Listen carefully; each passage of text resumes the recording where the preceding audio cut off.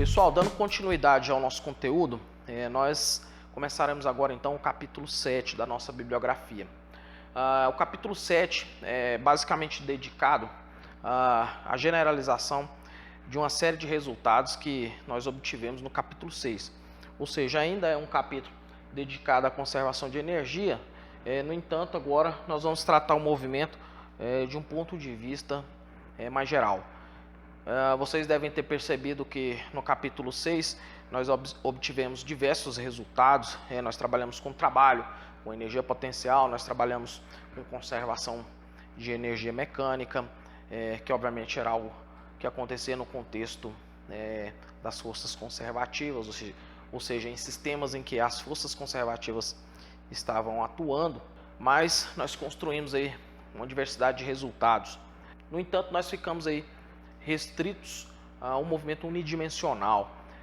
Nesse capítulo agora, pessoal, nós nos dedicaremos a generalizar esses resultados para o caso do movimento não unidimensional. Ou seja, eventualmente nós estaremos trabalhando aqui com um movimento bidimensional ou até tridimensional. Bom, pessoal, dentro dessa ideia, então, só lembrando aqui, nós obtivemos aqui a equação mais geral para o cálculo de trabalho no capítulo 6, que era dada então pela integral da função que dá a força em termos da coordenada x. E então essa integral, ela para nós foi a generalização mais extrema que nós conseguimos fazer no capítulo 6. Essa equação, pessoal, ainda está dentro de um contexto restrito, que é obviamente dentro de um contexto de movimento unidimensional, ou seja, a partícula aqui estava descrevendo o movimento ao longo da coordenada x. No entanto, a força não precisava ser uma força constante. Bom, pessoal, a ideia então é generalizar esse resultado. A pergunta é como ficaria então a equação para o cálculo do trabalho, numa situação em que eu tenho um movimento agora não unidimensional. Mas a ideia então é generalizar a equação nesse contexto. Pessoal, para obter então o trabalho, a expressão cálculo do trabalho numa trajetória geral como essa daqui, eu poderia inicialmente propor uma estimativa da seguinte maneira. Poderia aqui, por exemplo, quebrar essa trajetória em 3 trechos, de tal maneira que esse primeiro trecho poderia ser, a rigor aí, representado por um vetor de deslocamento, que eu poderia chamá-lo de ΔL1. O segundo trecho poderia ser representado também por um outro vetor de deslocamento, que eu poderia chamá-lo de ΔL2. E finalmente aqui o terceiro trecho poderia ser dado por um vetor de deslocamento, ΔL3. Claro que essa é uma aproximação absolutamente grosseira. Bom, eu poderia ainda supor que durante o trecho, o primeiro trecho, que está sendo agora aproximado por um vetor de deslocamento ΔL1, poderia estar atuando uma força F1 constante, exclusivamente nesse trecho. E durante o trecho F2, uma força agora diferente da força que atuou no primeiro trecho, uma força que eu poderia chamar de F2, e agora atua aqui nesse trecho 2 e daí por diante, uma força referente ao trecho 3. E a rigor mesmo, se eu quisesse ter uma estimativa grosseira do trabalho, eu poderia literalmente supor que o trabalho é claramente uma aproximação dada pela seguinte equação. Seria F1, que é a força que atua no trecho representada ali, aproximada agora pelo vetor de deslocamento ΔL1. Então seria F1, produto escalar com ΔL1, mais F2, produto escalar com ΔL2. E aí mais F3, produto escalar com ΔL3. Pessoal, mas vocês devem concordar comigo que eu poderia fazer esses vetores de deslocamento cada vez menores, ou a rigor mesmo eu poderia introduzir aqui uma infinidade desses vetores de deslocamentos, de tal maneira que cada vez mais esses vetores aproximariam de uma forma melhor esse trecho curvado. Bom, eu vou supor então que eu tenho um trecho ΔLI representante aqui entre o meu ponto inicial e o meu ponto final. de tal maneira que o meu trabalho agora poderia ser então ainda uma aproximação dada pela somatória em I de uma força eventual Fi que esteja atuando num trecho ΔLI. Bom, claramente isso daqui ainda é uma aproximação, no entanto, essa aproximação fica tanto melhor quanto menor for esse trecho representante aí, ΔLI, ou quanto menor eu puder fazer esses vetores ΔLs. Bom, pessoal, estou te dando então claramente aqui a ideia do próximo passo da minha conta, ou seja, se eu tomar o limite dessa soma com o ΔL tendendo a zero, com esse vetor de deslocamento tendendo a zero, a rigor mesmo que nós teremos a definição da integral. Ou seja, o trabalho então, agora eu posso literalmente abandonar a minha aproximação e o que eu vou ter mesmo é uma igualdade, de tal maneira que ΔL tendo a zero, em cima dessa somatória, ΔLI, a rigor mesmo que eu terei é a integral de f dl. Bom, pessoal, então tem aqui uma expressão realmente geral para o caso do cálculo do trabalho. Nessa expressão, então, eu não preciso ter uma força constante, a força pode depender, obviamente, das coordenadas x, y e z, e também a minha trajetória pode ser a mais geral possível, não precisa ser agora numa trajetória unidimensional, pode ser inclusive uma trajetória tridimensional. Bom, pessoal, eu não vou entrar demais nesses detalhes aqui, mas nós dizemos que essa integral aqui, ela é uma integral de linha, uma integral de caminho, ela é uma integral de uma força realizada ao longo de uma trajetória, ao longo de um caminho. Quando vocês estiverem fazendo aí cálculo 3, você verá mais detalhadamente que de fato isso aqui é uma integral de linha, mas a priori essa informação aqui não é tão relevante para nós. Bom, pessoal, caso eu queira abrir essa integral ou talvez recuperar os resultados ou o resultado que nós obtivemos no capítulo anterior, é claro que uma força F, ela pode ser escrita então como Fx na direção I, Fy na direção J e Fz na direção K. Esse vetor dr, ele vai ser um vetor então em cima da minha trajetória, que obviamente não é uma trajetória unidimensional. Ele vai possuir a mesma orientação da trajetória, ou seja, se o meu móvel sai da posição inicial e vai para a posição final, é óbvio que eu defino um sentido para a minha trajetória e o meu vetor dl também terá esse mesmo sentido, e mais, ele é escolhido em cima da trajetória. Então, ele será um trecho, vamos pensar aí, um trecho, um pedacinho diferencial da minha trajetória.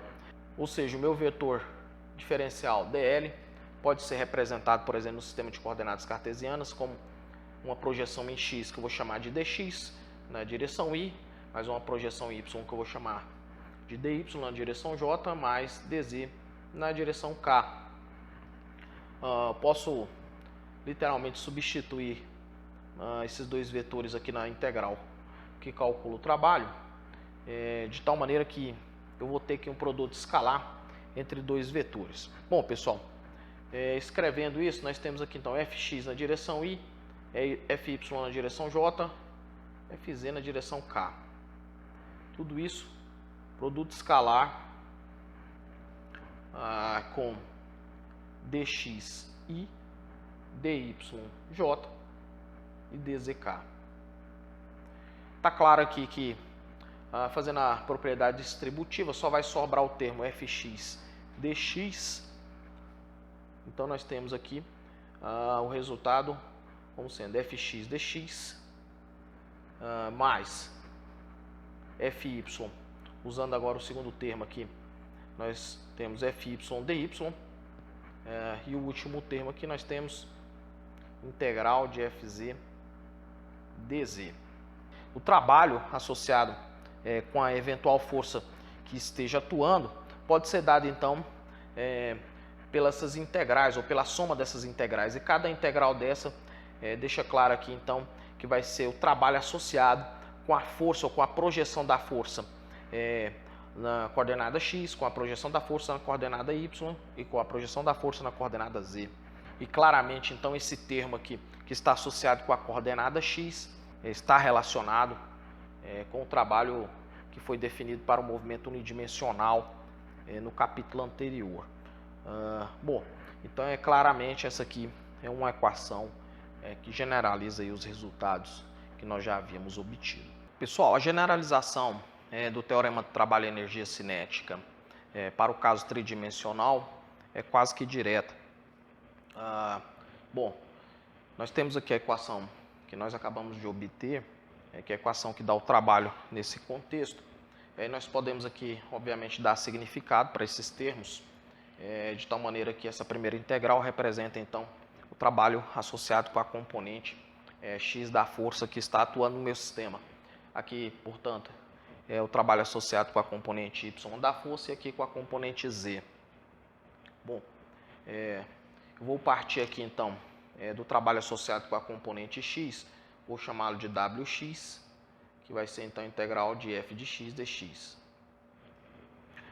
Bom, pessoal, claramente aqui eu posso associar essa força, ou essa componente x da força, com a componente x de aceleração também. Eu ainda posso escrever aqui essa aceleração como a derivada da velocidade, de tal maneira que dx dt aqui ainda representa uma componente x de velocidade. Então nós temos m vx d vx. Bom, pessoal, está claro aqui que eu posso integrar nessa componente x de velocidade, indo aqui de uma velocidade x inicial até uma velocidade x final. E essa integral tranquilamente pode ser escrita como m vx final ao quadrado sobre 2 menos mvx inicial ao quadrado sobre 2. Bom, pessoal, analogamente eu posso fazer aqui o wy e o wz, de tal maneira que substituindo esses resultados na expressão para o trabalho, nós teremos então m sobre 2 vx final ao quadrado mais m sobre 2 vy final ao quadrado mais m sobre 2 vz final ao quadrado menos m sobre 2 vx inicial ao quadrado menos m sobre 2 vy inicial ao quadrado menos m sobre 2 vz inicial ao quadrado. Bom, pessoal, é preciso observar agora que se eu tenho aqui um vetor final, por exemplo, e queira fazê-lo ao quadrado, isso aqui é vetor final, produto escalar, vetor final. Ou seja, a rigor mesmo, isso daqui vai ser vx final na direção i, mais vy final na direção j, vz final na direção k. Produto escalar com o mesmo vetor, obviamente, vx final i, vy final j e vz final k.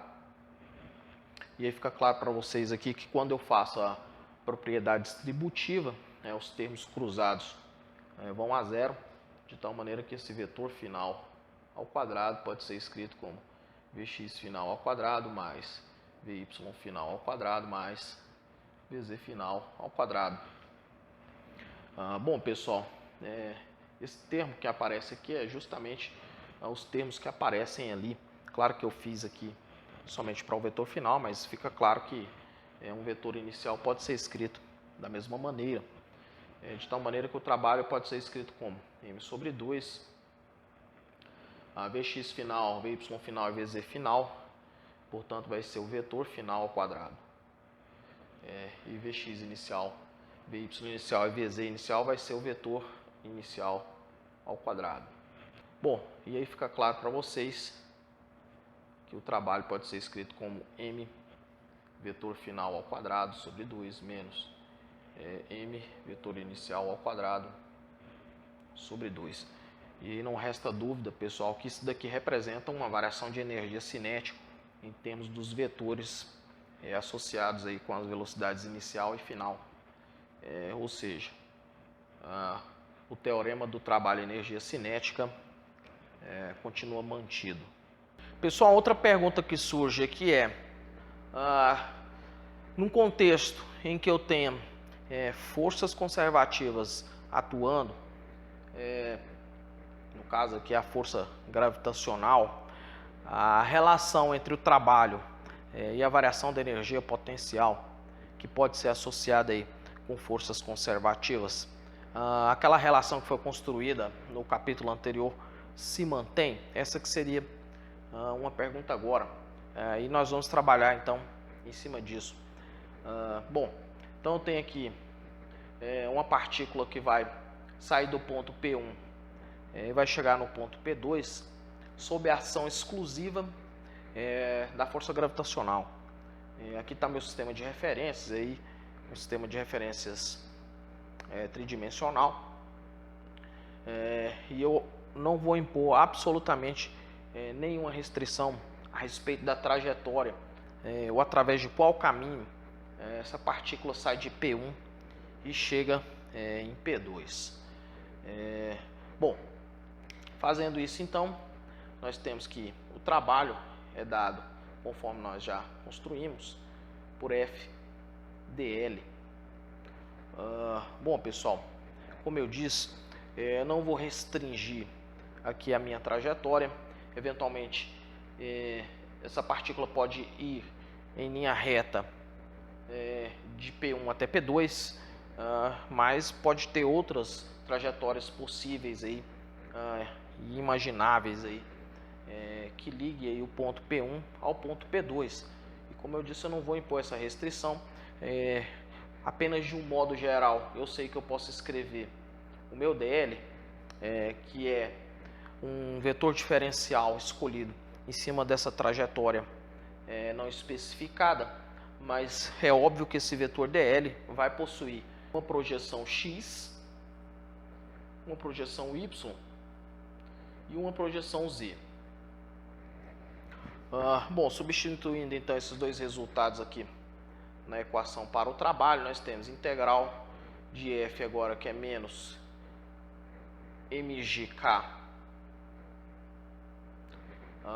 produto escalar com dx na direção y, mais dy na direção j, mais dz na direção k. Bom, fazendo a multiplicação distributiva, fica claro que sobra somente mg dz. Então nós podemos escrever isso aqui como menos integral de mg dz. Bom, pessoal, e aí, independentemente da trajetória que liga esses dois pontos, é certo que o ponto inicial corresponde a uma coordenada z inicial, e o ponto final também corresponde a uma coordenada z final, de tal maneira que a única integral que me restou foi a integral referente à coordenada z. Então, minha partícula está indo de um z1 até um z2, e trivialmente essa integral me dá o seguinte resultado: menos mg, e aqui nós temos z2 menos z1, e aí finalmente nós podemos escrever isso aqui como menos mg z2 menos mg z1. Ou seja, pessoal, fica claro de novo que essa aqui é a energia potencial associada com a coordenada z2 para a força gravitacional, e aqui a respectiva energia potencial para a coordenada z1 associada aí obviamente com a força gravitacional. Ou seja, eu posso escrever isso aqui então como sendo menos uma energia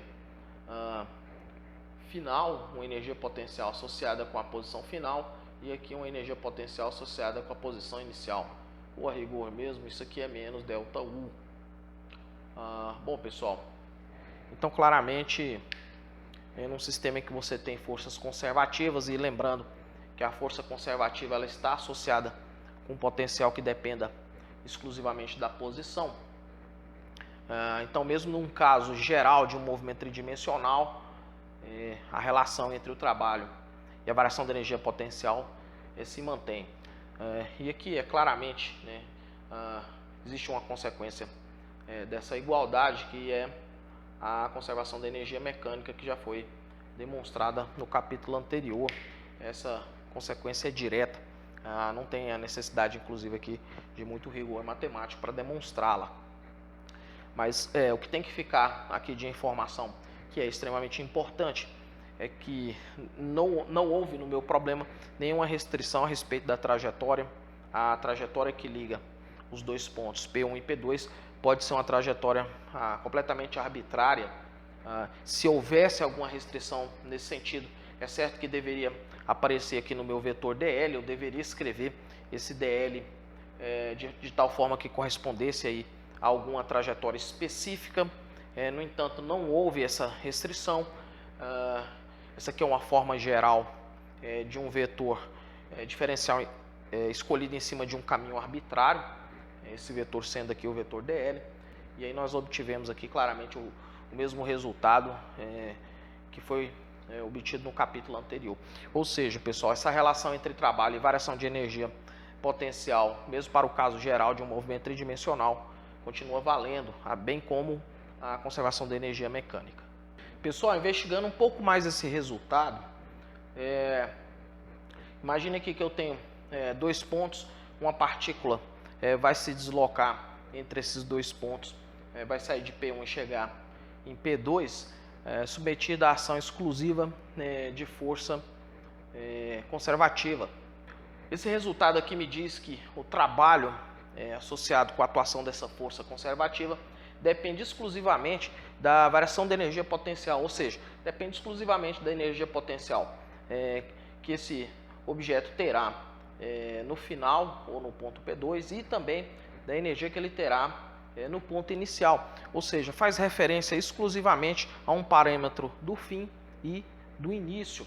Ou seja, pessoal, de outra maneira, o que nós dizemos é que o trabalho realizado por uma força conservativa é independente da trajetória, não depende da trajetória em que liga o ponto inicial ao ponto final, depende, como eu disse, de um parâmetro exclusivo associado com o fim e com o início, que é a energia potencial, ou a rigor mesmo com a variação dessa energia potencial. Ou seja, eu posso ir por diferentes caminhos aqui, entre P1 e P2, eu posso escolher trajetórias absolutamente variadas, de tal maneira que o trabalho para qualquer uma dessas trajetórias será exatamente o mesmo.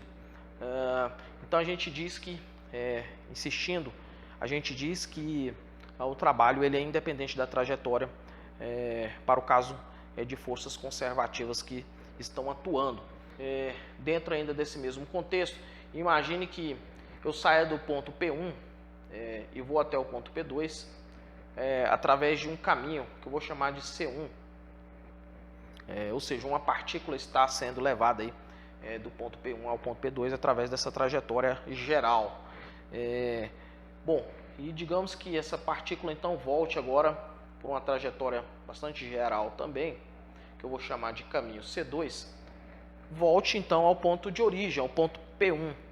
Bom, essa equação aqui também me diz que o trabalho realizado nesse circuito fechado depende exclusivamente da energia potencial relacionada com o início e com o fim.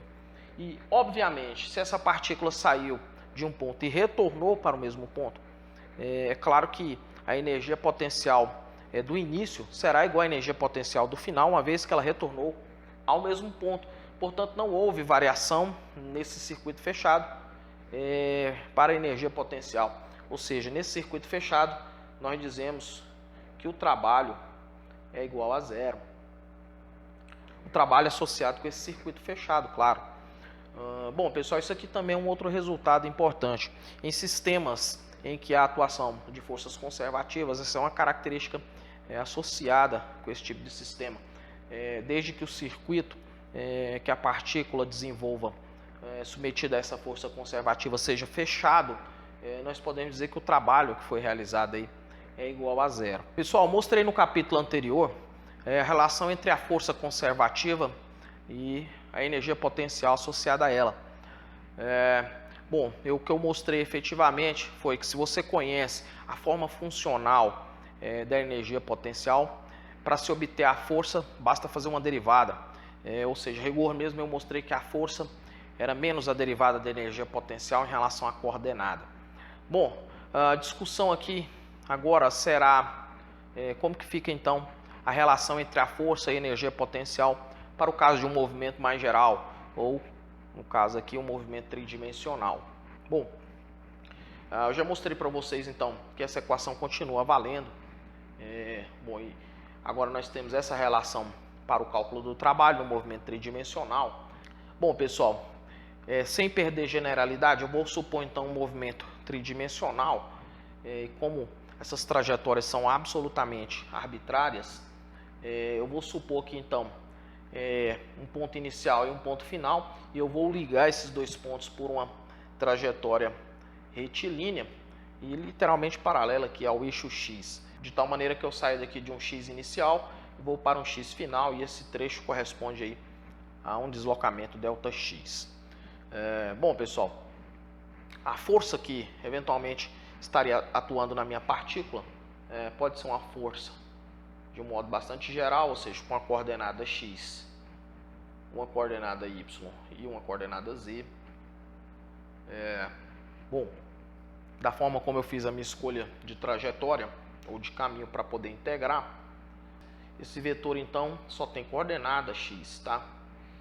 Bom, substituindo então esses dois resultados aqui, nós temos que o trabalho é igual a integral de f, que então é dado por fxi mais fyj mais fzk, produto escalar, com dl, que agora é dxi. Bom, os termos cruzados aqui vão a zero, e obviamente nós temos integral de f de x dx. Bom, pessoal, vou supor aqui então que nós fomos de um x inicial para um x final, que são as posições aqui final e inicial correspondente à minha trajetória. Inicialmente aqui, pessoal, eu vou supor que a coordenada x associada com a força que está atuando no meu sistema seja constante. E depois eu vou generalizar esse resultado um pouco mais. Mas inicialmente é constante, de tal maneira que eu posso tirar essa coordenada que não depende de x da integral. E eu tenho aqui a rigor integral de x inicial até x final de dx. De tal maneira que eu posso escrever então o trabalho como fx ΔX. Bom, eu ainda poderia, lembrando aqui da relação entre trabalho e variação da energia potencial, escrever essa força, ou essa coordenada x da força, como sendo menos ΔU sobre ΔX. Bom, pessoal, eu poderia literalmente abandonar aqui o critério de que essa coordenada x seja constante, desde que eu aplique aqui um limite para ΔX tendendo a zero. Ou seja, essa exigência é absolutamente dispensável caso essa força que atue esteja atuando num comprimento ou num deslocamento absolutamente pequeno. Ou seja, eu posso escrever que a coordenada x vai ser a derivada de u menos a derivada de u em relação a x. Agora, pessoal, o único cuidado que eu devo ter para o caso um pouco mais geral é que a derivada agora deve ser uma derivada parcial, uma vez que a energia potencial pode depender agora eventualmente das coordenadas y e z. No entanto, eu posso escrever agora a coordenada x como sendo a derivada parcial de u em relação a x, de tal maneira que eu literalmente acabo recuperando aqui, colocando como um caso particular desse aqui, o resultado que eu havia obtido no capítulo anterior para o caso unidimensional. Pessoal, de forma análoga, eu poderia obter aqui então a coordenada y como sendo menos a derivada da energia potencial em relação à coordenada y, e também a coordenada z da força como sendo menos a derivada da energia potencial em relação à coordenada z. Pessoal, voltando então na expressão da força, nós temos que a coordenada x então agora será dada por menos a derivada em relação a x na direção y, derivada em relação a y na direção j e a derivada em relação a z na direção k. Bom, essa equação é extremamente importante. Ela me diz que se eu conheço então a forma funcional da energia potencial, para que eu obtenha então a forma bem mais geral agora da força, ou seja, agora eu tenho a minha força tridimensional, basta eu fazer então essas derivadas parciais. Bom, pessoal, eu não vou entrar demais em detalhes com relação a essa operação. O livro entra um pouco mais nesses detalhes, mas a rigor mesmo essa operação que você está vendo é um gradiente. Esse é um assunto do cálculo de funções vetoriais, a rigor mesmo o cálculo 3, é um assunto que vocês ainda verão, ou pelo menos a maioria de vocês ainda verão, mas só para deixar um pouco mais de detalhes aqui, a rigor o que se faz é definir um vetor conhecido como nabla ou del, com a seguinte cara: del x na direção y, mais del y na direção y, mais del z na direção k. E esse vetor então é um vetor que estabelece aqui uma operação de derivada, de tal maneira que eu possa aplicar essa operação na função que dá a energia potencial para obter a força. Ou seja, a força então agora poderia ser escrita como menos o gradiente da energia potencial. Essa daqui então é que é a operação gradiente. A rigor, pessoal, em síntese, é basicamente uma derivada de uma função no espaço tridimensional. Bom, a rigor mesmo então, basta que eu aplique essas derivadas ou essa operação de tal maneira que, se eu aplicar essa operação aqui, vai me aparecer então a derivada de u em relação a x, a derivada de u em relação a y e a derivada de u em relação a z. Nós nos referimos a essa operação como o gradiente da energia potencial. Pessoal, só para utilizarmos então a equação que nós construímos, vou aplicá-la em 3 casos conhecidos nossos. Aqui eu tenho, por exemplo, a expressão para a energia potencial gravitacional, aqui eu tenho energia potencial elástica e aqui eu tenho energia potencial elétrica. Bom, pelo menos esses 2 casos aqui são casos típicos da discussão do nosso curso. Bom, pessoal, claramente nós temos aqui que a energia potencial depende exclusivamente de Z. Bom, obviamente eu não estou aqui com o meu sistema de coordenadas, com a geometria toda bem definida, porque é absolutamente desnecessário isso, mas é óbvio que eu estou supondo aqui a coordenada Z como sendo a coordenada que dá a altura em relação ao solo, e a expressão aqui me diz então que eu tenho que derivar essa energia potencial em relação a x, a y e a z, e obviamente a derivada só vai ser diferente de zero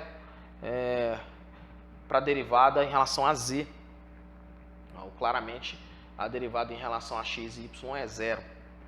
Bom, nesse caso então eu tenho que a expressão da força vai ser menos a derivada dessa energia em relação a z em mg na direção k. Fica claro então para vocês que essa aqui é a conhecida força gravitacional.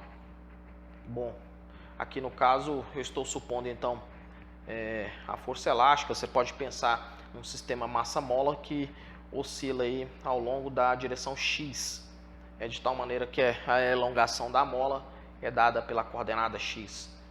Obviamente a única derivada que não vai ser zero é a derivada em x. Certamente as derivadas em y e z serão zero, porque essa função não depende de y e de z.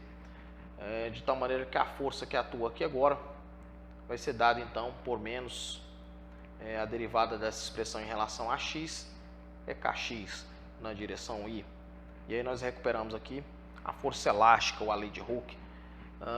Bom, aqui no caso, para a energia potencial associada com a interação elétrica, nós temos aqui então a dependência em relação à coordenada x. Eu estou obviamente aí supondo que a linha que une essas duas cargas está em cima da coordenada x, de tal maneira que certamente a derivada em y e z será zero. E aí nós recuperamos aqui facilmente a expressão para a força elétrica. Bom, nós temos aqui menos a derivada dessa expressão em relação a x será menos K Q1, Q2, que são as cargas interagentes. Aí aqui vai me aparecer, obviamente, x ao quadrado. Tudo isso daqui, então, na direção y, de tal maneira que nós temos aqui f igual a K Q1, Q2 sobre x ao quadrado, na direção y. Bom, pessoal, eu poderia pensar isso aqui da seguinte maneira. Eu tenho aqui, então, a carga Q1, a carga Q2, aqui está o eixo x. Bom, eu posso localizar aqui, obviamente, a carga Q2 em relação à carga Q1 com um vetor que eu vou chamar de x, de tal maneira que o módulo desse vetor dá a distância entre essas duas cargas. Obviamente, o vetor unitário y dá a orientação do eixo x. Essa força aqui poderia representar a força 2,1, ou seja, a força em cima da carga 2 devido à presença da carga 1. E se essas cargas são de mesmo sinal, eu tenho um termo positivo aqui. E isso quer dizer que essa força 2,1, ou seja, a força em cima da carga 2, tem a mesma orientação, mesmo sentido e direção do vetor unitário y. Seria uma força para cá, uma força de repulsão, que é o que é esperado, né? E por outro lado, se essas cargas têm sinais contrários, é óbvio que esse termo é negativo. E, portanto, a força em 2 devido a 1 seria uma força para negativo de x ou menos y. Ou seja, portanto, seria uma força de atração. E, obviamente, então, essa aqui me dá a famosa lei de Coulomb, né? Ou a forma vetorial da lei de Coulomb. Pessoal, uma classe de forças extremamente importantes em física são as forças centrais. O que uma força deve ter para que eu possa caracterizá-la como uma força central? A rigor, duas características.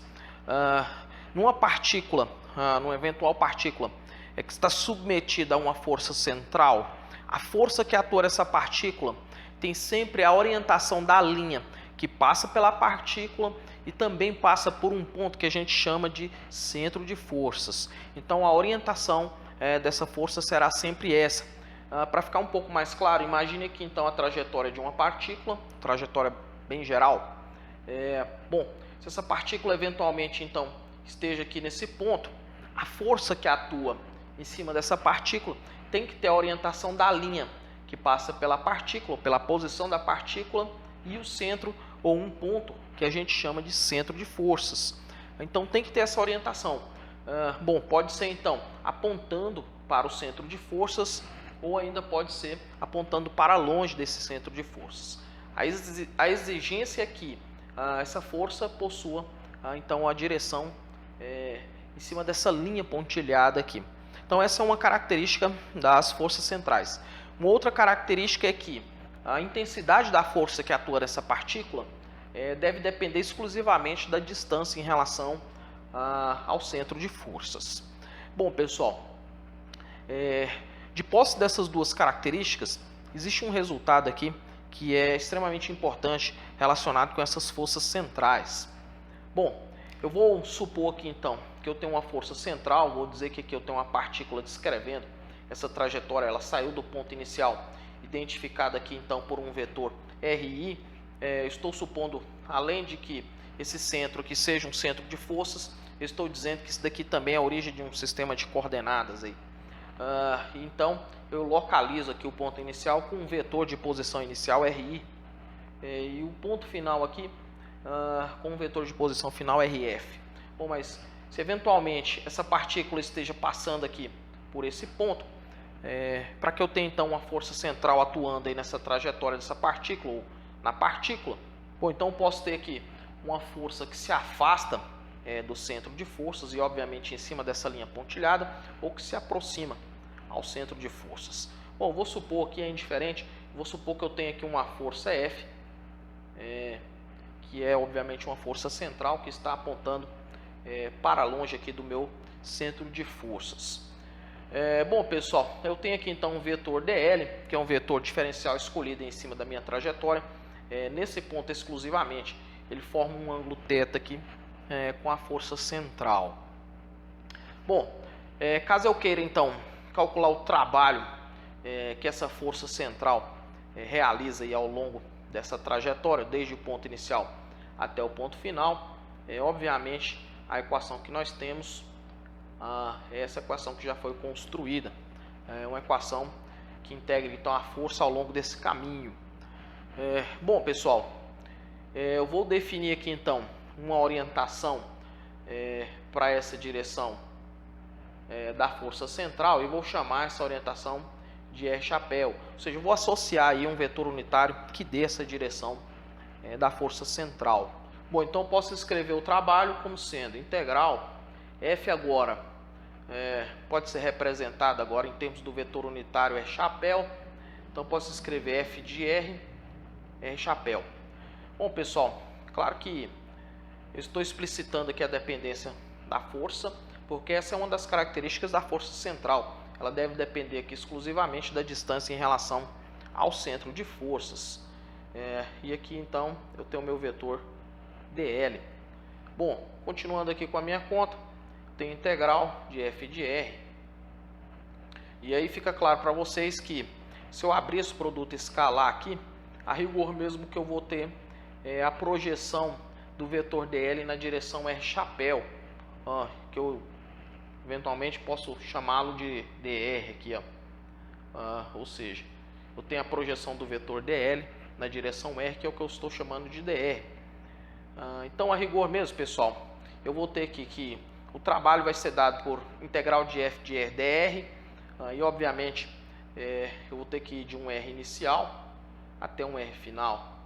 Bom, pessoal, essa equação então carrega algumas informações importantes. Bom, qualquer que seja aqui a força central que eu coloque aqui para ser integrada, para que eu obtenha então o trabalho associado com essa força central atuando aí no meu sistema, qualquer que seja essa força, obviamente ela vai depender de R, porque essa é uma característica da força central. O resultado dessa integral também vai depender exclusivamente de R, da coordenada R, ou da distância em relação ao centro de forças. Isso quer dizer, pessoal, conforme nós discutimos no capítulo anterior, que essas forças centrais, essa equação mostra isso, que essas forças centrais são forças conservativas. O trabalho aqui depende exclusivamente da coordenada R, ou seja, claramente isso daqui é um tipo de força conservativa. Essa equação me diz isso, que as forças centrais são forças conservativas. Bom, e aí como eu disse para vocês, essa é uma classe de forças extremamente importante em física. E sempre que você identificar uma força como sendo uma força central no contexto da física, você pode dizer então que essa é certamente uma força conservativa. Bom, nós conhecemos, por exemplo, a força gravitacional. A força gravitacional certamente se encaixa nesse perfil de força central. Portanto, ela é uma força conservativa. Nós podemos citar também a força elétrica, se encaixa perfeitamente nesse perfil de força central. Portanto, também é uma força conservativa. No entanto, sempre que você tem então uma força que se enquadre aqui nesse perfil descrito aqui de um modo geral, você pode identificar essa força como uma força central e, portanto, essa força é conservativa. Pessoal, um dos exemplos mais importantes de força central é certamente a força gravitacional. Então, eu tenho aqui, por exemplo, um planeta, que pode ser a Terra, qualquer objeto massivo que esteja mergulhado no campo gravitacional da Terra ou no campo de atuação da Terra, sentirá uma força de característica central, ou seja, uma força que está na orientação da linha que liga os dois objetos massivos, e mais, essa força central, especificamente nesse caso, aponta para o centro de forças, sendo que o centro de força aqui então seria o centro do planeta. Ou seja, obviamente então nós temos aqui uma força com característica de força central. Bom, um parâmetro importante que nós podemos obter aqui é a energia potencial associada com esse objeto de massa mzinho. É certo que com essa configuração, esse objeto de massa mzinho, ou caso você queira, esse sistema guarda uma certa energia potencial. Bom, nós havíamos definido de um modo geral que o trabalho associado com a força central é dado então por uma integral de F de R dr. Bom, pessoal, fica claro para vocês então que a força que esse objeto de massa mzinho está sentindo é literalmente a força gravitacional, dada então pela lei da atração das massas, que é escrito dessa maneira. Bom, o vetor R chapéu aqui é um vetor então que orienta a direção da linha que une essas duas massas. Eu não vou colocar esse vetor aqui para não carregar a figura, mas é um vetor que aponta nessa orientação, de tal maneira que eu possa escrever então a forma vetorial para a lei da atração das massas dessa maneira. Bom, lembrando ainda que o trabalho pode ser escrito como menos a variação da energia potencial. Aqui nós temos então a integral de F de R, que vai ser dada então por G mzinho sobre Rzinho ao quadrado dr. Bom, pessoal, nós temos aqui então a variação da energia potencial sofrida por essa massa aqui, submetida à ação de uma força gravitacional, é dado por essa integral, que obviamente eu preciso resolver.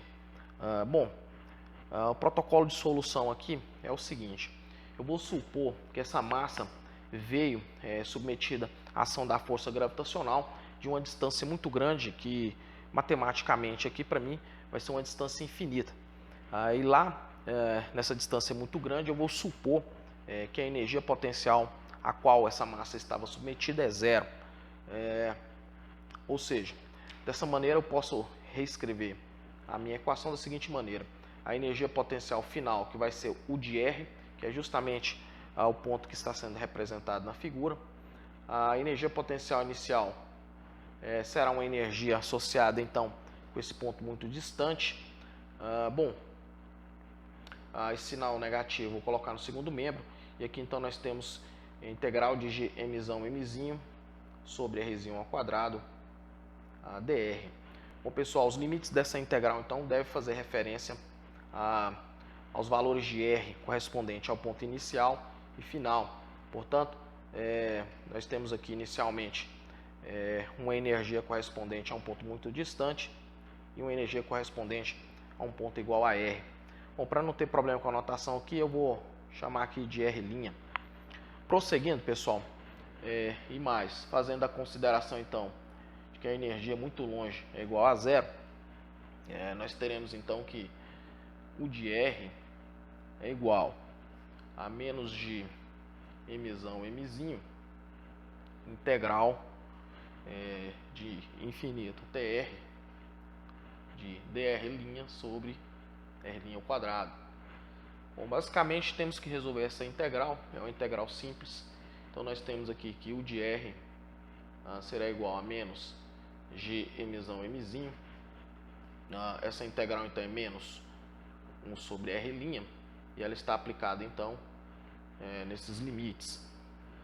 Bom, resolvendo essa integral, pessoal, nós temos aqui U de R igual a menos G mzinho. Aqui me aparece então menos 1 sobre infinito, e aqui nós temos menos 1 sobre R. E finalmente aqui nós temos então que U de R será igual a menos G mzinho. Aqui claramente é zero, e aí nós temos que esse parênteses é 1 sobre R, que eu vou colocar dessa maneira.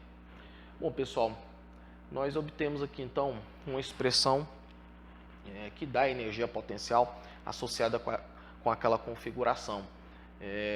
Ou seja, essa massa mzinho, ela guarda uma certa quantidade de energia potencial dada por essa equação. Vocês devem se lembrar bem que G é a famosa constante gravitacional.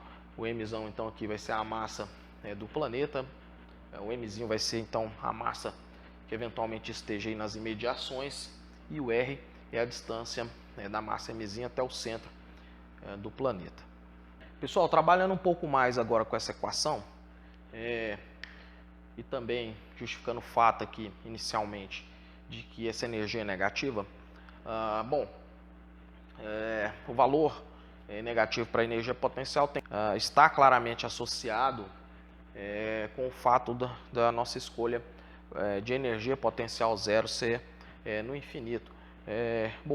Claramente esse sinal negativo faz referência ao fato de que esse aqui é um estado ligado a uma força atrativa, caso você queira.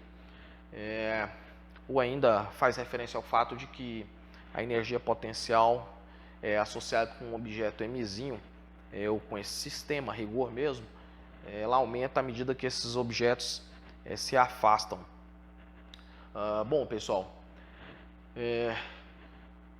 um problema interessante aqui seria o seguinte: eu cheguei aqui numa equação para energia potencial gravitacional relacionado com o meu sistema, e alguém poderia fazer a seguinte questão. Bom, aparentemente a equação que nós utilizamos no dia a dia para a energia potencial gravitacional não é essa. Então a pergunta seria: qual que é a correspondência, que obviamente deve existir, entre essa equação que você acabou de obter e a equação que nós utilizamos no dia a dia para energia potencial gravitacional? Bom, pessoal, o que vocês precisam ter em mente é que as equações que nós utilizamos aí dentro do contexto da gravitação, nas vizinhanças da Terra, ou na superfície da Terra literalmente, que é onde se passa aí, obviamente, o nosso dia a dia, são equações que contêm aí algumas aproximações. Mas antes disso, nós vamos aqui obter uma equação para a aceleração da gravidade na superfície da Terra, por exemplo. Bom, pessoal, deixando essa equação aqui por enquanto, nós sabemos, por exemplo, que se tem um objeto na superfície da Terra, ou seja lá o planeta que for, ele vai ficar submetido, obviamente, a uma força dada pela segunda lei de Newton, massa vezes aceleração. Bom, mas por outro lado nós conhecemos a lei para a atração das massas, que então é dado por G, Mzinho, sobre R ao quadrado. Mas supondo então um objeto exatamente na superfície da Terra, o que vai aparecer aqui para nós é o raio da Terra ao quadrado, de tal maneira que nós podemos aqui cortar M e trivialmente nós obtemos então a aceleração sob a qual um objeto na superfície da Terra fica submetido. Ou seja, ela pode ser calculada então em termos da massa da Terra ou do planeta aí, que eventualmente você esteja interessado, a constante gravitacional e o raio desse planeta, aqui no caso, falando da Terra, o raio da Terra. Em geral, nós definimos aqui essa aceleração como G, ou seja, essa então é a aceleração da gravidade calculada em termos dos parâmetros intrinsecamente associados aí, com o planeta ao qual essa aceleração faz referência. Bom, pessoal, sabendo então desse resultado, como que seria a correspondência então entre a energia potencial que nós obtivemos aqui com a energia potencial gravitacional? Bom, eu vou supor então que eu tenho um objeto aqui que está a uma altura z em relação à superfície da Terra, ou seja, eu aproximei aqui esse objeto de massa m o suficiente da superfície da Terra para que eu possa garantir que esse z aqui é muito menor do que o raio da Terra e também, obviamente, muito menor do que o rzinho, que é a distância entre o centro da Terra até o objeto de interesse m. Bom, obviamente, então, eu posso escrever que o rzinho, segundo a geometria que foi definida aqui, é rzão mais z, e eu vou então substituir esse resultado aqui na equação que nós havíamos obtido para a energia potencial gravitacional. Bom, então eu vou ter o de Rzão mais Z, vai ser então menos de Mzão, Mzinho, e o Rzinho agora então vai ser Rzão mais Z. Bom, pessoal, eu vou fazer aqui uma mudança nesse termo, de tal maneira que nós temos M G Mzão Mzinho. Vou colocar o Rzão em evidência de tal maneira que nós obtemos 1 mais E sobre Rzão. Bom, pessoal, reescrevendo isso daqui ainda, nós podemos ter o seguinte: G Mzão Mzinho sobre R. E aqui nós teremos 1 sobre 1 mais Z sobre Rzão. Pessoal, esse termo aqui pode ser entendido do ponto de vista de uma aproximação. A rigor mesmo, o que nós podemos fazer aqui é uma expansão em série de Taylor. No entanto, eu não vou entrar nesses detalhes em respeito a quem eventualmente não estudou isso ainda. Ou seja, eu posso lembrar aí dos conceitos que foi desenvolvido no estudo de progressões no ensino médio, utilizando aqui então a equação para a soma dos infinitos termos de uma progressão geométrica. Nós temos o seguinte: A1 será o primeiro termo e Q vai ser a razão. Bom, pessoal, só como exemplo, eu poderia, por exemplo, aqui representar aqui uma progressão geométrica começando em 1, o segundo termo 1 sobre 2, 1 sobre 4 e daí por diante. Caso eu quisesse então utilizar essa equação para fazer a soma desses infinitos termos aqui, isso aqui a rigor me daria um valor finito, que seria igual então a 1, que é o primeiro termo, 1 menos a razão que é obviamente 1 sobre 2. E aí nós teríamos aqui então 1, e aqui nós temos meio, ou seja, isso daqui é igual a 2. Mas por outro lado, pessoal, essa soma efetivamente ela vai me representar exatamente essa sequência aqui: 1 mais 1 sobre 2 mais 1 sobre 4, que é a mesma coisa que 1 sobre 2 ao quadrado, e aí mais 1 sobre 2 ao cubo e daí por diante. Ou seja, se eu somo esses termos, efetivamente o que eu tenho aqui é essa soma dando igual a 2. A gente diz que essa soma converge, né? Bom, usando então essas ideias aqui para fazer a aproximação aqui no termo de interesse, nós temos então que o de Rzão mais E vai ser igual a menos G Mzão Mzinho sobre Rzão. E claramente, pessoal, nós temos aqui um termo com cara de soma de infinitos termos de um APG. Quem está fazendo o papel do primeiro termo é 1. Quem está fazendo o papel da razão é esse termo aqui. E claramente esse termo se encaixa no perfil de uma razão, uma vez que isso daqui é uma fração, de tal maneira que o Rzão é muito maior do que o Z. Note que esse sinal aqui é positivo e aqui é negativo, ou seja, a rigor mesmo é como se isso daqui fosse uma razão negativa. Então posso escrever isso aqui como sendo 1 menos a razão, que é Z sobre Rzão, mais Z sobre Rzão ao quadrado, que é literalmente esse termo, e aí menos Z sobre Rzão ao cubo e daí por diante. Bom, pessoal, como o Rzão é muito maior do que Z, fica claro para vocês que esse termo aqui já é absolutamente pequeno.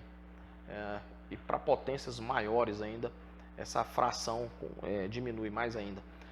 Então vou fazer uma aproximação aqui e vou guardar termos simplesmente até essa primeira ordem aqui, de tal maneira que o meu U de Rzão mais E será escrito como menos G Mzão Mzinho sobre R vezes 1 menos Z sobre R. Bom, claramente daqui para cá eu introduzi uma aproximação, ou seja, literalmente eu ignorei termos de ordem superior. Bom, pessoal, posso fazer a multiplicação distributiva aqui de tal maneira que eu vou ter então G Mzão Mzinho Z sobre R ao quadrado menos G Mzão Mzinho sobre R. Bom, prosseguindo então com a minha conta, pessoal, nós temos aqui U de R mais Z igual. Esse termo aqui pode ser reescrito em termos da aceleração da gravidade, de tal maneira que G Mzão sobre R ao quadrado pode ser escrito como G, M, Z. Bom, e o segundo termo continua aqui G, Mzão, Mzinho sobre R. Bom, pessoal, literalmente o que nós temos aqui é a equação que calcula a energia potencial gravitacional nas proximidades da Terra. Bom, esse termo aqui é certo que é conhecido por nós. Esse termo que nós utilizamos para o cálculo da energia potencial a um objeto a uma certa distância pequena da Terra, esse termo aqui claramente é energia potencial exatamente na superfície da Terra. Bom, em geral nós adotamos aí a superfície da Terra na maior parte dos problemas do cotidiano. Nós adotamos essa referência como sendo zero, porque de fato o que nos interessa quando estamos trabalhando com energia potencial são diferenças de energia. Ou seja, esse termo aqui realmente é o termo que nós conhecemos como energia potencial para um objeto a uma certa distância da Terra. Claro que essa distância é consideravelmente pequena em relação ao raio da Terra. Pessoal, um outro resultado interessante aqui que nós podemos obter a partir da equação que calcula a energia potencial nas proximidades da Terra é um parâmetro chamado de velocidade de escape. Velocidade de escape, pessoal, literalmente vai ser a velocidade que eu consigo dar, ou que eu tenho que dar para um determinado objeto, para que ele consiga escapar aí da atração gravitacional, ou que ele consiga sair do campo gravitacional da Terra. Bom, pensando então que nós estamos aí claramente num contexto de força conservativa, portanto, aqui ocorre conservação de energia mecânica. Literalmente, a energia cinética que eu tenho que dar para um objeto escapar do campo gravitacional da Terra será exatamente igual à energia potencial que ele tem, obviamente, na superfície da Terra. Essa energia, então, será dada por U de R igual a G, Mzão, Mzinho sobre Rzão, segundo a equação que nós já havíamos construído. Essa energia potencial que um objeto tem enquanto ele está exatamente na superfície da Terra, e também, por conservação de energia, tem que ser a energia cinética que eu vou dar para esse objeto para que ele escape desse campo gravitacional. Ou seja, pessoal, eu estou te dizendo que um objeto de massa mzinho tem que ganhar uma certa velocidade, de tal maneira que a energia associada então com essa velocidade literalmente toda a energia que ele tem na superfície da Terra, ou seja, é igual a G Mzão, Mzinho sobre R. Posso cortar aqui Mzinho com Mzinho, de tal maneira que eu vou ter então V igual a 2G Mzão sobre R. Aí aqui nós temos a raiz quadrada. Bom, pessoal, ainda posso, caso eu queira, reescrever essa velocidade de escape em termos da aceleração gravitacional do planeta. Bom, posso multiplicar aqui em cima e embaixo por Rzão, de tal maneira que então nós temos V igual raiz quadrada, esse termo aqui, a aceleração da gravidade, 2G Rzão. E aí nós temos aí claramente a velocidade de escape. Ou seja, se eu conheço então a aceleração gravitacional associada com esse planeta, por exemplo, no caso a Terra, e eu conheço o raio do planeta, a velocidade que eu tenho que dar aqui para um objeto, para que ele escape do campo gravitacional desse planeta, é dado por essa equação aqui. Pessoal, um problema interessante que foi tratado aí no corpo do capítulo é o problema de um pêndulo numa situação realmente atípica. Bom, esse é um pêndulo normal, tem uma massa M preso aqui através de uma corda de massa desprezível, também os atritos são desprezíveis. E aqui é o seguinte, nós vamos abandonar esse pêndulo de uma altura Z0, eu coloquei aqui o meu sistema de referência. Essa então será a altura máxima atingida aí em relação ao nível mais baixo da trajetória do pêndulo, que é o que eu estou chamando de Z0. Então esse pêndulo vai prosseguir com a sua trajetória, até que quando ele chega aqui exatamente no nível mais baixo da sua trajetória, existe um parafuso aqui, e obviamente esse pêndulo vai enroscar nesse parafuso. Bom, pessoal, a pergunta do problema é a seguinte: aonde que eu tenho que colocar esse parafuso aqui, ou qual a distância D em relação ao ponto mais baixo da trajetória, para que após o pêndulo enroscar nesse parafuso, ele ainda consiga vencer esse nível mais alto, que ele consiga ainda desenvolver aqui uma trajetória circular ou uma volta completa. Bom, pessoal, esse aqui seria um problema realmente complicado se não fosse as ideias de conservação de energia. Nós estamos aqui tipicamente numa situação em que você tem conservação de energia mecânica. Então realmente seria complicado resolver esse problema por leis de Newton. Então esse problema mostra aí a grande utilidade aí das ideias de conservação de energia. Bom, pessoal, eu vou partir dessa ideia. Claramente esse aqui é um ponto de retorno do meu problema. Nesse ponto de retorno nós temos aí que a energia mecânica, que eu vou chamar de E. Toda essa energia mecânica é dada pela energia potencial gravitacional, então nós temos que é mg Z0. Bom, pessoal, o pêndulo então faz a sua trajetória, enrosca no parafuso. Eu tenho aqui o desenho de momentos logo depois que ele enroscou no parafuso. Ele está a uma altura Z aqui que eu estou representando. Ele fez um ângulo θ aqui com a direção Z, de tal maneira que eu posso ali também escrever a equação para a energia mecânica nesse momento. Ou seja, a energia mecânica ali, que obviamente se conserva, pode ser dada então por uma energia cinética. Vou dizer que ele ali tem uma velocidade que obviamente depende de θ, mais a sua energia potencial naquele momento, que no caso seria mgz, uma vez que a altura aqui agora eu estou supondo que é z. Bom, pessoal, a energia mecânica nós conhecemos, então mgz0 igual a mv de θ ao quadrado sobre 2 mais mgz.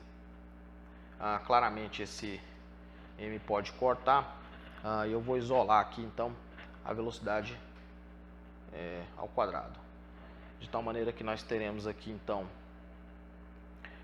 2gz0 menos 2gz. Bom, pessoal, nós podemos ainda relacionar aqui essa coordenada z com a distância d, uma vez que a distância d é a distância de interesse no problema, da seguinte maneira. Vamos parar um pouco essa equação aqui. Olhando para um triângulo retângulo aqui que forma com esse ângulo θ, eu posso escrever que cosseno de θ é o cateto adjacente, que é literalmente d menos z, dividido pela hipotenusa, que é claramente igual a d. Eu posso aqui isolar o z, de tal maneira que eu tenho então o z igual a d menos d cosseno de θ. E agora, pessoal, vou substituir essa equação aqui onde que eu havia parado com a velocidade. Então nós temos aqui que v de θ ao quadrado é igual a 2g z0 menos 2g z. No entanto, o z agora para nós é d menos d cosseno de θ. Bom, posso fazer a multiplicação distributiva aqui ainda.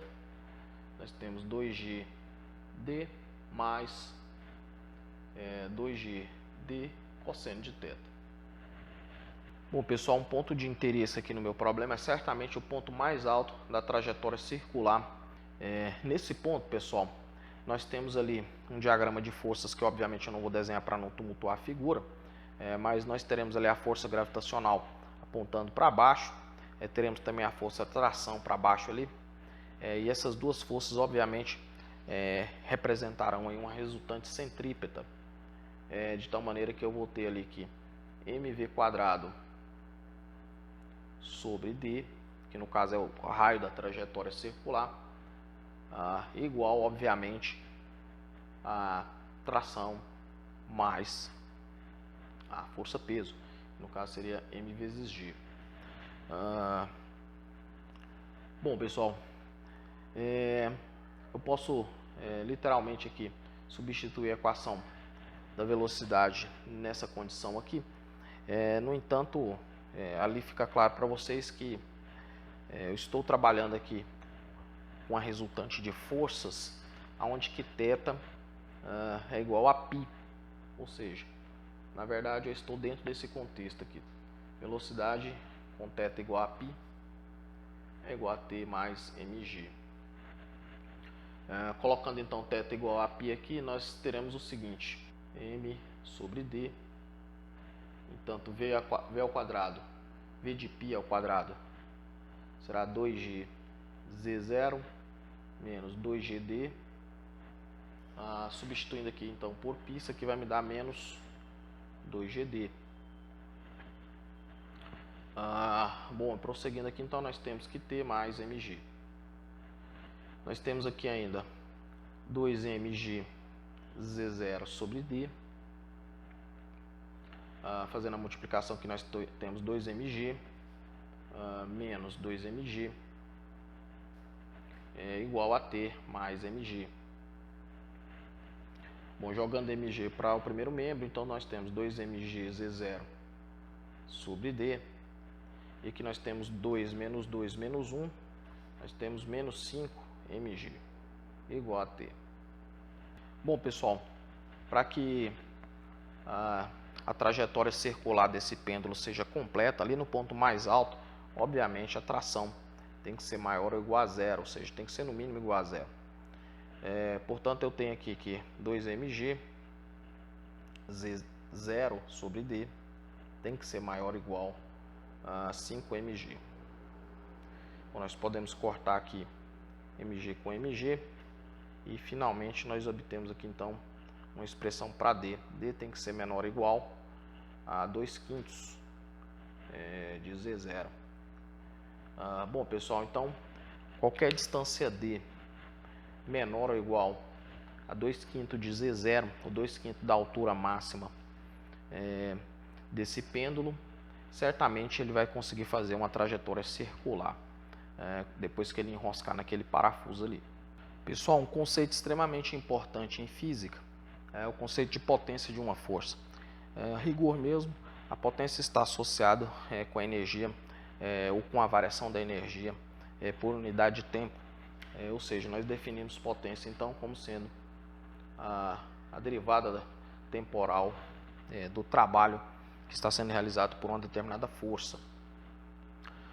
Bom, a unidade então de potência é joules por segundo. Obviamente vocês bem sabem que raramente nós utilizamos essa unidade dessa maneira, nós definimos isso daqui como watts.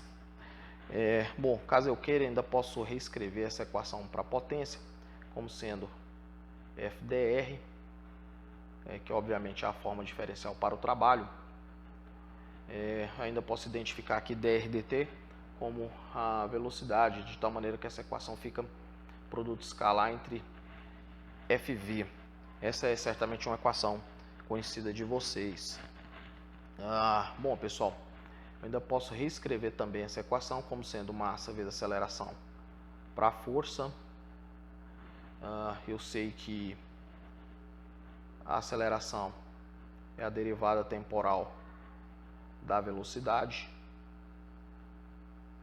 Eu ainda posso escrever essa equação como sendo derivada temporal de mv ao quadrado sobre 2. E aí claramente, se você deriva, pensando aqui que quem guarda a dependência no tempo é obviamente a velocidade, se você deriva esse termo, você recupera esse.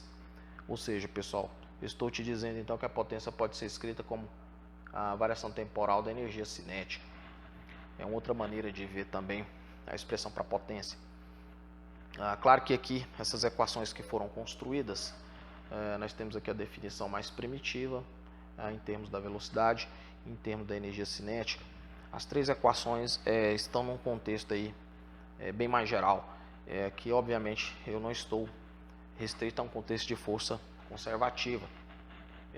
No entanto, caso eu esteja no contexto de força conservativa, continua valendo ainda as mesmas equações, e além disso, eu ainda posso escrever a potência como sendo, usando aqui a relação que vale obviamente para forças conservativas, o trabalho é menos a variação da energia potencial, de tal maneira que combinando essas duas equações, aí novamente eu recupero a equação que me dá a conservação da energia mecânica. Bom, em forma diferencial, ela pode ser escrita assim, ou ainda variação temporal de T mais U igual a zero, ou seja, variação temporal da energia mecânica é igual a zero. E claramente nós temos aqui uma equação que reflete aí a conservação da energia mecânica para o caso do sistema conservativo. Bom, pessoal, para encerrar aqui, alguém poderia se questionar a respeito de como ficaria então a conservação da energia num sistema em que eventualmente estivesse atuando aí forças não conservativas, por exemplo, força de atrito. A força de atrito ela é claramente uma força não conservativa. Nós trabalhamos com um sistema desse nos capítulos anteriores. Nós calculamos, por exemplo, a velocidade terminal num sistema em que você tinha uma queda livre submetida à força de arrasto ou à força de atrito do ar. Essa força é certamente uma força não conservativa. Mas como ficaria então a conservação de energia numa situação, por exemplo, igual a essa? Bom, pessoal, a verdade é que o teorema do trabalho e energia cinética ele tem validade bem mais geral e obviamente ele continuará valendo numa situação dessa. No entanto, agora o trabalho aqui será o trabalho associado tanto com forças conservativas quanto com eventuais forças não conservativas que estejam atuando no meu sistema. Então ele vai ser dado como trabalho associado com forças conservativas mais o trabalho associado com forças não conservativas. E além disso, o trabalho associado aqui com as forças conservativas continua sendo associado com a variação da energia potencial, de tal maneira que nós temos então essa equação. Posso reescrever essa equação então, pessoal, da seguinte maneira: